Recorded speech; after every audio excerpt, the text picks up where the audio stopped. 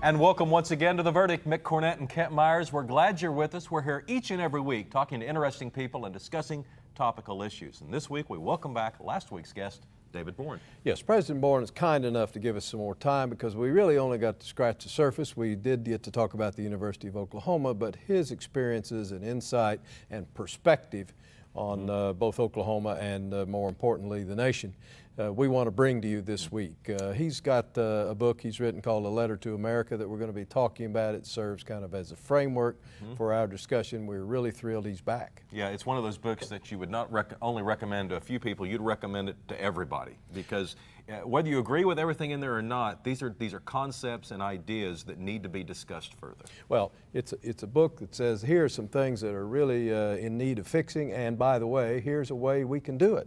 And so many things you read nowadays are just telling you what the problems are but don't offer any solutions. And this is written in the form of a letter to all of us. I think the viewers will find it very interesting. Well, as mayor, I can tell you I would love for everyone who has identified a problem to also identify a solution. Our guest today is the president of the University of Oklahoma, David Boren. His topic is discussing his book, A Letter to America. It's coming up next on The Verdict.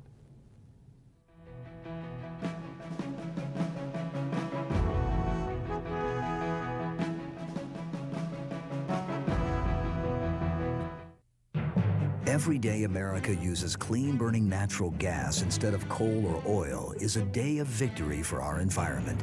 That's why Chesapeake chose to explore for natural gas exclusively, and we've never looked back.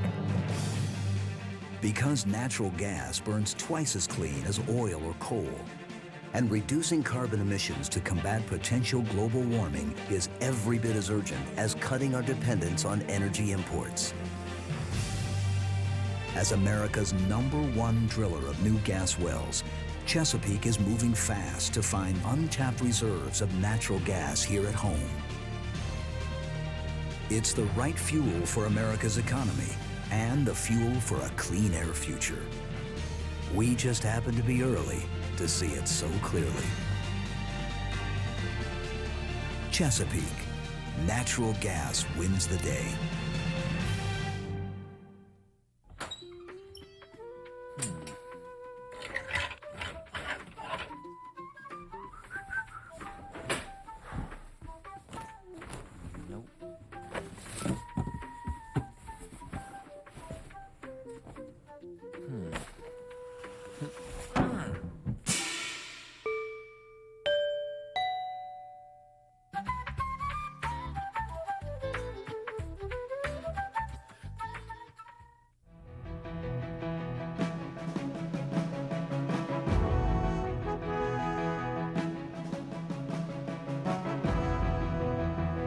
Welcome back to The Verdict. Mick Cornett with Kent Myers, and Kent's going to reintroduce today's guest. Yes, from a little different perspective this week, we're very pleased to have back President David Boren of the University of Oklahoma, but he's here basically as Citizen Boren, not necessarily to talk about the university. Of course, he has had an outstanding academic career going through Yale and Oxford and the University of Oklahoma, outstanding public service career from the governorship, the House of Representatives here in Oklahoma, and the United States Senate, leading to perhaps his crowning achievement as being president of the University of Oklahoma. Thanks for giving us your time for another show. Oh, thanks very much, Kent. We're glad to have you. It's great to be back. First of all, I want to hold up the book. Let's let people see what they're going to be looking for when they go to a bookstore and they hear more about this book. It's called A Letter to America. And I guess the first question is, why did you write this? Well, I think just deep concern about our country. Is this political, business-wise? What's your biggest concern? I'm concerned about where we're headed in terms of the strength of our society in so many different directions. Several things just sort of came together all at once for me. One, I started reading about how other people in other countries felt about the United States. Here in the United States, from my point of view, has been the most generous of any country to other countries around the world. We've never sought to create an American empire. We've been so generous. You think about the Marshall Plan. What country in history has ever turned around within a year after fighting a war in which so many of their own young people were killed, in which people gave up things here at home to fight that war, and yet turned right around and gave aid to help rebuild those countries that had fought against us that were destroyed. I don't know any country's ever done that. So when you look at it and you read the statistics, that at the time of 9/11, 91% of the people, for example, in Britain approved of the United States. Today it's 21%. Europe is somewhere around 12%, and it was in the 80 percentile range. And you know, I read that and I thought, why in the world, how is this happening? We don't deserve this. In fact, it made me more than a little bit angry. But I thought also we ought to ask ourselves the question, why? How do we regain this leadership role that we played with the rest of the world? Then I saw a poll from our own people, a poll of the American people. 90% said we were on the wrong path. What worried me even more is that 2/3 said our children are not going to have as much opportunity as we've had. America's best days are in our past, not in our future. That, to me, I wanted to scream back at the newspaper when I read it. I wanted to scream, that's un-American. That polling data is un-American, because we're a can-do people. We're a people, if you look back at our history, we've risen to every occasion. We didn't fall apart during the Great Depression. We didn't fall for an Adolf Hitler, for example. We pulled together, we worked together, we took care of each other. We started a works program in which people would go out and build parks and highways and everything else. So we're a can-do people. We've always risen to the occasion. And that really frightened me, because sociologists tell us that if you want to measure the strength, the well-being of a society, measure how its own people feel about their future. If they're confident about their future, if they feel the best is yet to be. And I think we feel it in Oklahoma. We feel it in our capital city, for example. We feel this progress that we're making. And so that worried me a great deal. And then you also realize we're only 6% of the population. We're having terrible economic problems, and we can't carry all of the burdens on our backs alone. We have to have some help. We have to figure out some ways to bring other countries into it. So I was just concerned as a citizen about the challenges that we face, because I believe we can meet them, but we have to start talking about them. We have to start sharing our best thoughts. We have to put our heads together and think of how we're going to overcome these challenges. I was interested in reading your book that you describe how the motivation to write the book came to you while you were serving as an interviewer for Rhodes Scholar applicants. Right. Can you tell our viewers about that? Well, that was a really sort of, again, a wake-up experience. I was interviewing, and they allow the old Rhodes Scholars. I'm glad I don't have to answer the questions today. It's more fun asking these questions. But they allow us to interview. We interview the candidates, and these are just incredible. I was interviewing some of the finalists from our whole region of the country. The best and the brightest, just unbelievable. And I don't know what caused me to ask this question, but about halfway through the questioning, and they were answering every tough question you can imagine, just like that, with no pause or hesitation, I suddenly just asked one of the young candidates, I said, how long do you think the United States will be the world's leading superpower? And all of a sudden, this young man who had been answering everything so quickly was struck silent. He just didn't, he looked at me like I'd said some word that I shouldn't say in polite company. And he looked down at his shoes, and he just, and the committee was getting restless. So finally I said, well, you know, we're only 6% of the world's population. Experts tell us that China and India, for example, in gross terms will have an economy as large as ours within about 20 years at the current rate of growth. But the difference is they have 10 times as many people. They could put these resources into military strength if they decided to do so, and more or less become our equal in that area. So I said, how long do you think we're going to be? Still silence. And then I mentioned Rome and Greece. The Ottoman Empire pointed out that they're no longer there. There's not the British Empire anymore. So I said, why do you think we'll be any different? Still silence. So I finally said, well, what do you think are the factors that will determine whether or not we're going to continue to be the leading country in the world, or at least one of the leading countries in the world? And then we began to, he said, education, which is always a good first reply. And we began to talk then about the things that matter, that are going to determine our future. And I thought, you know, if these best and brightest young people, with their futures all ahead of them, are not thinking seriously about these kinds of questions. What about the rest of us? We surely aren't. So I really wrote the book as a letter to the American people to say, you know, we need to start talking with each other, concentrating on the things that are really going to determine our future, and trying to come up with some solutions. We really need a national conversation on things that matter. How important is the concept of hope?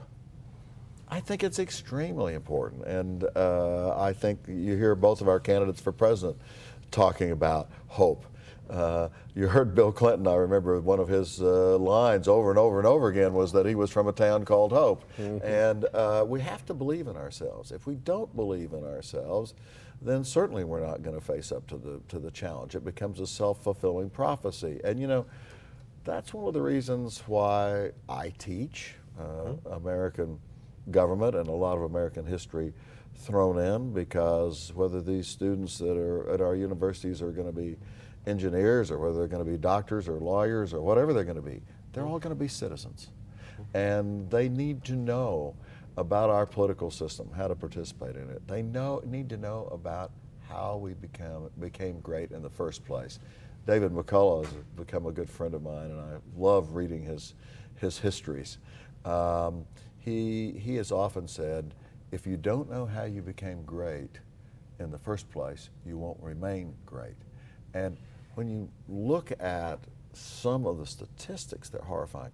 Half of our high school graduates last year did not know which side we fought on in World War II. Can you imagine that? Half of them thought we fought on the side of the Nazis. They did a poll of the Ivy League schools, and I'm happy to say these were not Oklahoma colleges and universities, but the Ivy League schools. 30% could not name our commander-in-chief during the Revolutionary War. They didn't know it was George Washington. This is Harvard, Yale, Brown, etc., the Ivy League colleges. Over a fourth of them answered the question yes when they were asked, can the president suspend the Constitution and Bill of Rights anytime the president wants to do so? And 25% of them in Ivy League colleges answered yes. So, I mean, it's an imperative, I think, for us to understand our own past, how we've risen to the occasion if we're going to be optimistic about our future. And we should be. I mean, what we've done as a people is remarkable. We ought to be proud of it, we ought to know about it, and we ought to be able to repeat it. Well, I jump in here and get us to our break. We'll come back with much more from the president of the University of Oklahoma, David Boren, and his book, A Letter to America. You're watching The Verdict. Stay with us.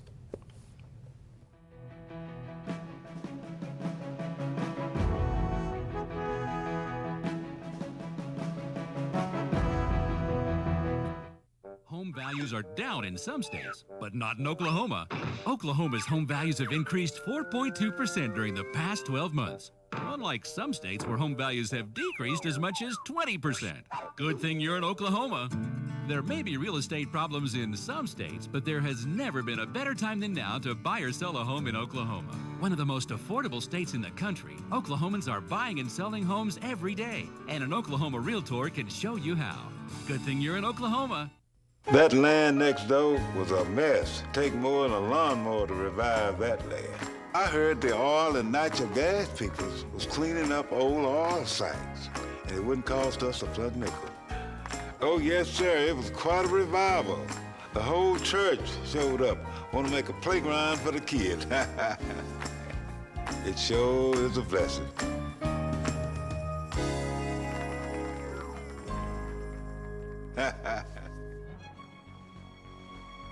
Wilsey, Meyer, Eatman, Tate.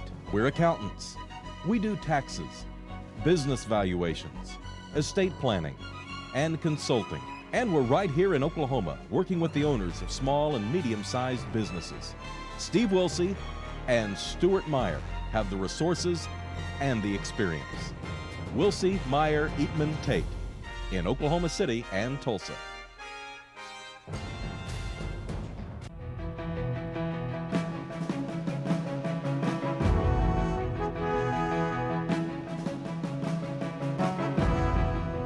We're back on The Verdict. Mick Cornett and Kent Myers and our guest, David Boren, who has written a book, A Letter to America. Of course, the president of the University of Oklahoma, but we're spending this half hour talking about this book and your message, and part of it deals with the two-party system.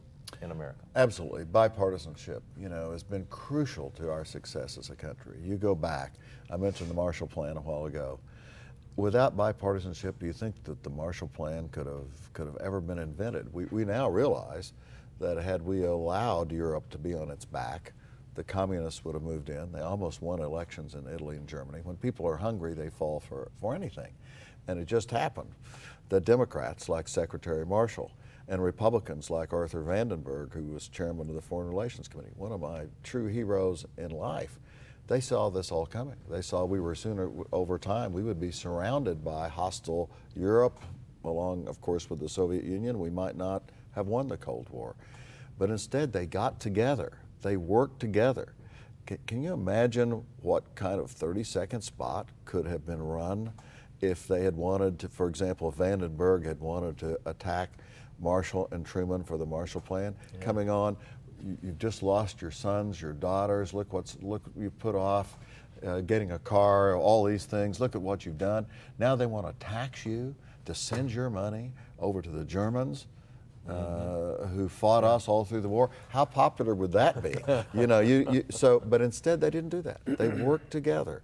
They set up this plan that lasted for 40 years, really, of the containment policy.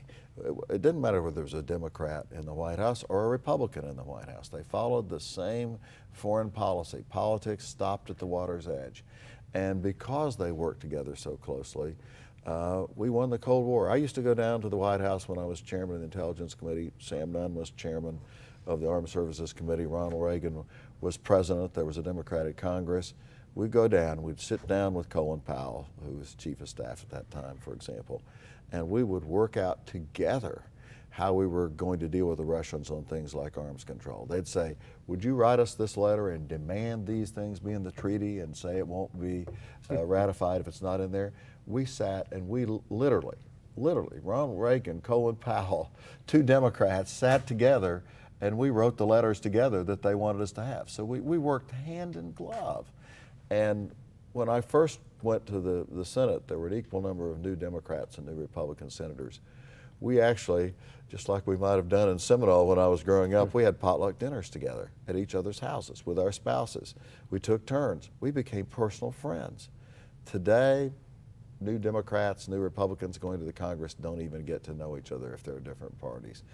And it's just so sad. We can't solve any of the problems we face. Rebuilding our infrastructure, health care, trying to deal with what in the world we do with critical situations like Iraq, unless we sit down and work together. And I think, my hope, whoever the next president is, and I've come to know both of them well. Of course, I knew John McCain well. We worked on campaign finance reform together. I'm convinced that both of these men want to create a bipartisan administration. If I could have my wish, I would love to see, whichever one of them wins, I'd love to see half the cabinet Democratic and half the cabinet Republican. In other words, pick the most talented people from either party and put them together. I'd like to see someone in the White House appointed that would have the same stature as the White House Chief of Staff. And the job of that person is to bring together every 2 or 3 weeks the top Republican and Democrat on armed services and on intelligence and foreign relations, or maybe the top two or three of each party in our tax committees, those related to the economy. Set up bipartisan working groups, and let the president be there most of the time and sit at the head of the table. And it makes all the difference in the world. If I think I'm never going to have to sit next to you, you two are not going to have to sit next to each other on a regular basis for this show. You can get out and talk about each other in the meanest possible way. But if you know you're going to be together and you're going to have to take on a challenge together, since it's not happening, these potluck dinners, these personal friendships like they used to, you have to artificially create them. You have to set up an institution that brings this leadership group together to work together. So I hope and pray for bipartisanship, because I think that without it, we're simply not going to be able to lead or solve all these problems in a way that makes sense for the future of this country. Let me change the subject just a minute.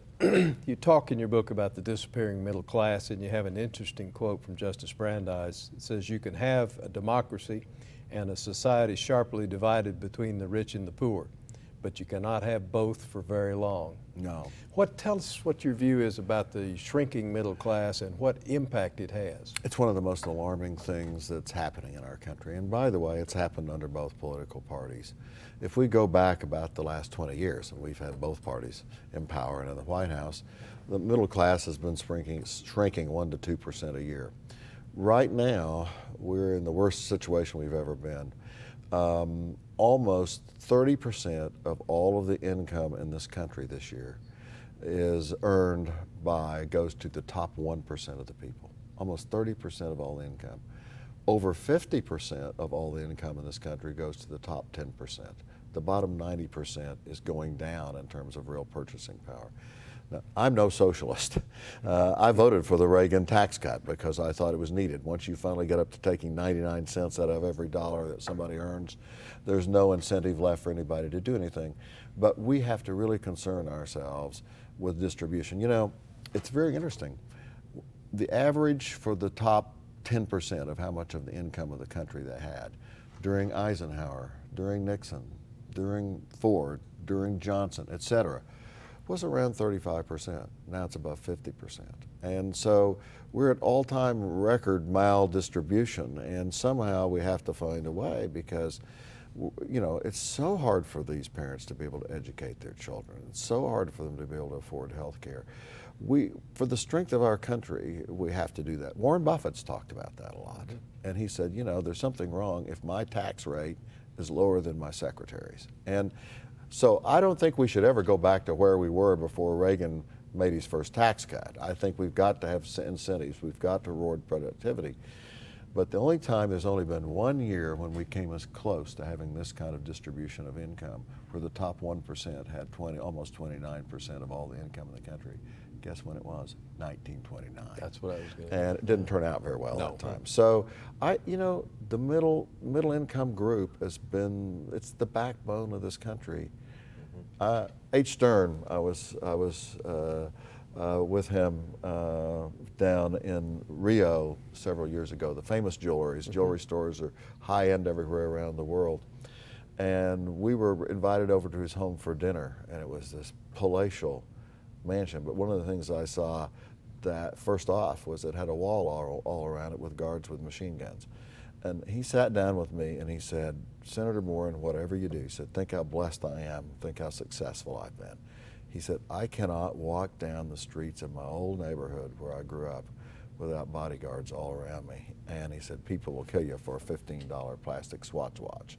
He said, "Don't ever let your country lose its middle class." And it was a really, you know, emotional moment when he talked about what he'd seen happen to his country. Have we failed to teach to the next generation what it means to be an American?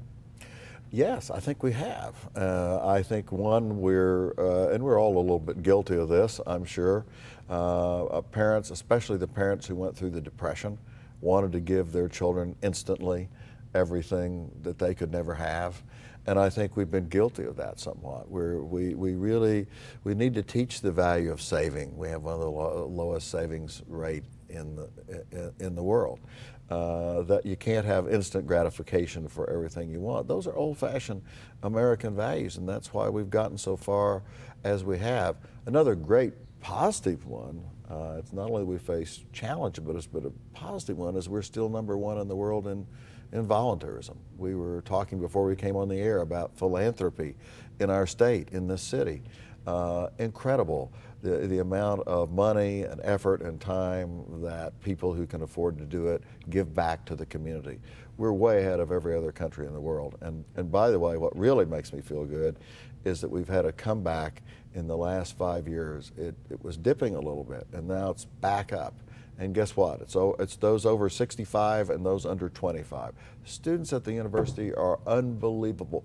We've gone up tenfold in the number of big sisters and big brothers students who reach out to kids that need a role model in less than 10 years. So we've got a lot of good things to think about in this country too. We've got to think about a new way to lead. All, India, China going forward, the European Union, even Russia with its oil reserves, rebounding, becoming our economic challenger. But when you go down that list of all those countries, India still has tremendous problems with its ethnic divisions. We still have problems in China with basically two countries, one on the coast and one very far behind in the background. Russia struggles for the rule of law. Well, all these problems, the United States is still best positioned to be the leader of the world, even with all the challenges. But we just need to form some partnerships and get some of the other countries to help share the burden like President Bush Sr. did during the first Gulf War. His book is A Letter to America. President David Boren, thank you so much for coming on The Verdict. Thank you, Mick. We really do appreciate it. Thank you very much, Kent. Kent and I'll have a final word after this.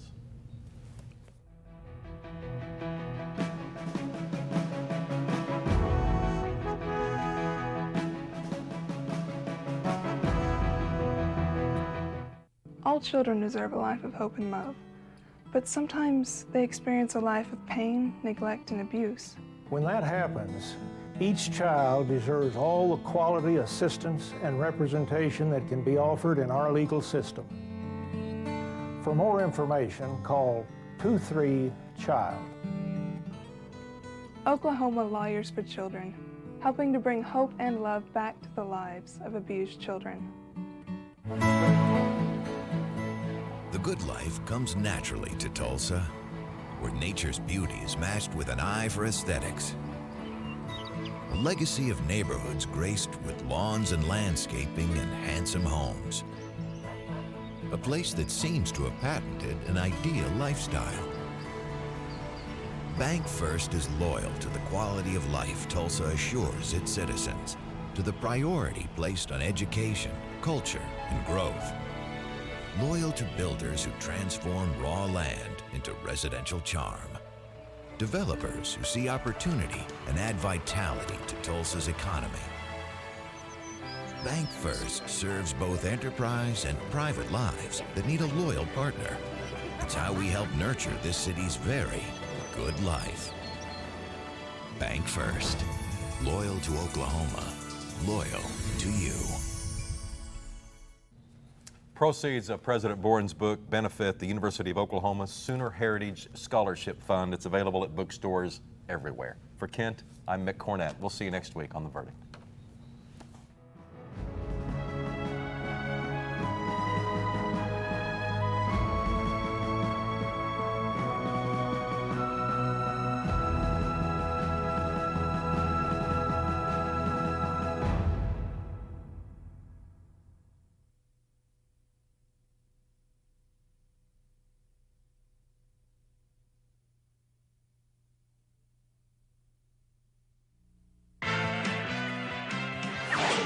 The preceding program was produced exclusively for the Cox Channel.